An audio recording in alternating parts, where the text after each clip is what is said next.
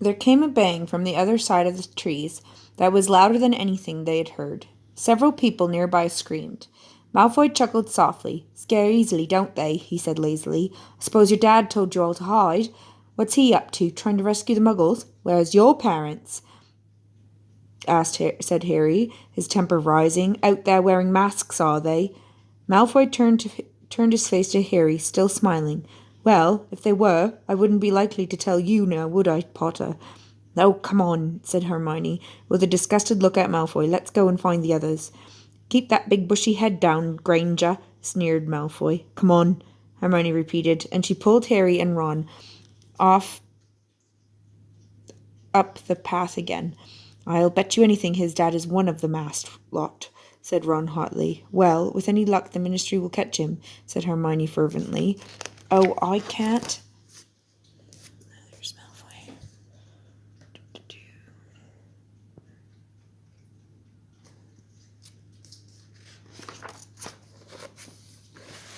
Can't believe this. Where have the others got to? Fred, George, and Ginny were nowhere to be seen, though the path was packed with plenty of other people, all of them looking nervously over their shoulder towards the commotion back at the campsite. A huddle of teenagers in their pajamas was arguing vociferously a little ways down along the path. When they saw Harry, Ron, and Hermione, a girl with thick curly hair turned and said quickly, Où est Madame Maxime? Nous l'avons perdu. What? Said Ron. Oh, the girl who had spoken turned her back on him, and as they walked on, they distinctly heard her say, Hogwarts.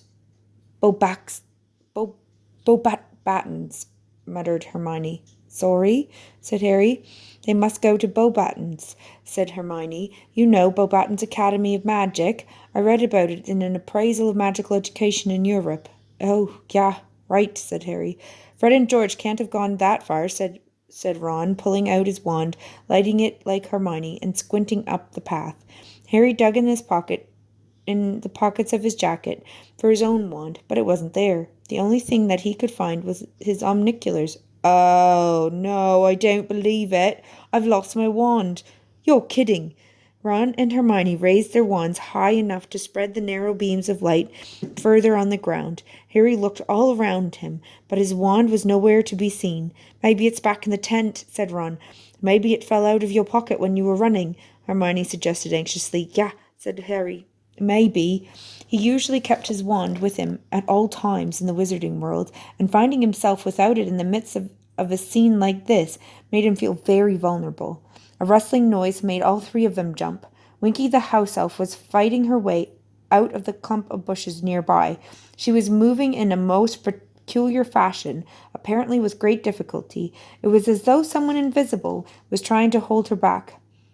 There is bad wizards about, she squeaked distractedly as she leaned forwards and labored to keep running. People high in the air. Winky is getting out of the way.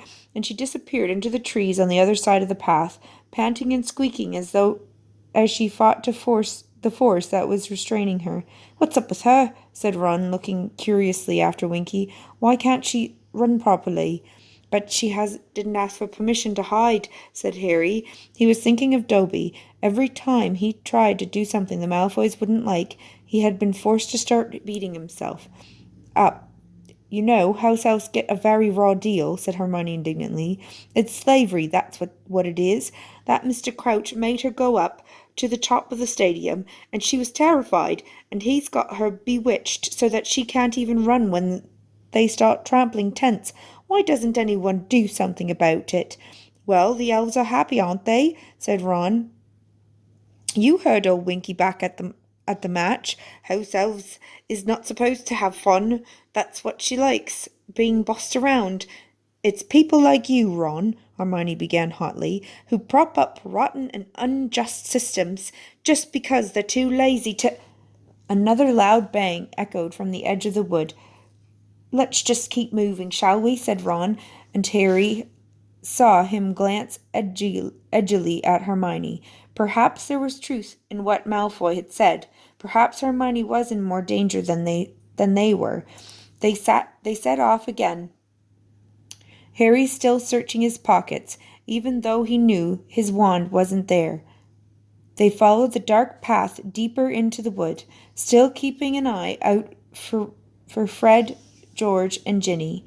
They passed a group of goblins who were cackling over a sack of gold they had undoubtedly won, betting on the match, and who seemed quite unperturbed by the trouble on the campsite. Further still along the path, they walked into a patch of silver light, and when they looked through the trees, they saw three tall and beautiful villa standing in a clearing, surrounded by a gaggle of young wizards, all of whom were talking very loudly.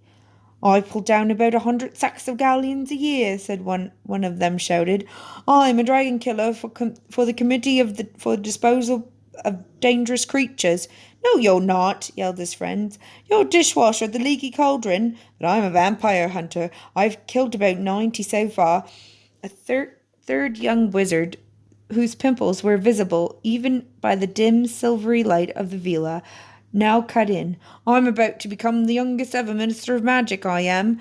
Harry snorted with laughter. He recognized the pimply wizard. His name was Stan Shunpike, and he was in fact a conductor on the triple-decker night bus. He turned to tell Ron this, but Ron's face was gone oddly slack, and next second Ron was yelling, Did I tell you that I've invented a broomstick that'll reach Jupiter?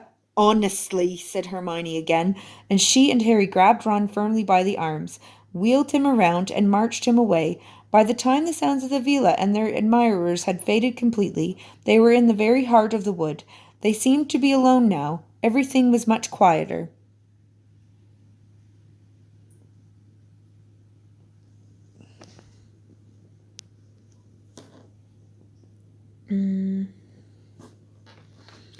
Harry looked around. I reckon we can just wait here. You know, we'll hear anyone coming from a mile off. The words were hardly out of his mouth when Ludo Bagman emerged from behind a tree right ahead of them. Even by the feeble light of the two wands, Harry could see that a great change had come over Bagman. He no longer looked buoyant and rosy-faced. There was no more spring in his step. He looked very white and strained. Who's that? He said, blinking down at them, trying to make out their faces. What are you doing in here all alone? They looked at each other, surprised. Well, there's a sort of riot going on, said Ron. Bagman stared at him. What? On the campsite? Some people have got hold of a family of muggles. Bagman swore loudly. He looked quite distracted, and without another word, he disapparated with a small pop. Not exactly on top of things, Mr. Bagman, is he? Said Hermione, frowning.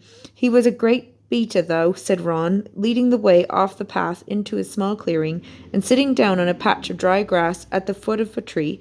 The Wimbone Wasps won the league 3 times in a row while he was with them.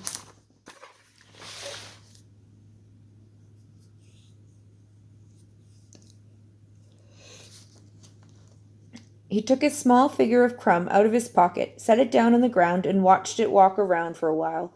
Like the real Crumb, the model was slightly duck-footed and round-shouldered, much less impressive on his splayed feet than on his broomstick. Harry was listening out for noise from the campsite. Everything still seemed quiet. Perhaps the riot was over. I hope the others are okay, said Hermione after a while. They'll be fine, said Ron. Imagine if your dad catches Lucius Malfoy, said Harry, sitting down next to Ron and watching the small figure of Crumb slouching over the fallen leaves. He always said that he'd like to get something on him. That'd wipe the smirk off old Draco's face, all right, said Ron. Those poor muggles, though, said Hermione nervously. What if they can't get them down? They will, said Ron reassuringly. They'll find a way. Mad, though, to do something like that when the whole Ministry of Magic's out here tonight, said Hermione. I mean, how do they expect to get away with it? Do you think that they've been drinking? Or are they just... But she broke off abruptly and looked over her shoulder. Harry and Ron looked quickly around too. It sounded as though someone was staggering towards their clearing. They waited, listening to the sounds of the uneven steps behind the dark trees, but the footsteps came to a sudden halt. Hello? called Harry. There was silence. Harry got to his feet and peered around the tree. It was too dark to see very far, but he could sense somebody standing just beyond the range of his vision. "Who's there?" he said, and then, without warning, the silence was rent by a voice unlike any they had heard in the wood, and it uttered, not a panic shout, but what sounded like a spell. "More smolder!" And something vast, green, and glittering erupted from the patch of darkness Harry's eyes had been struggling to penetrate. It flew up over the tree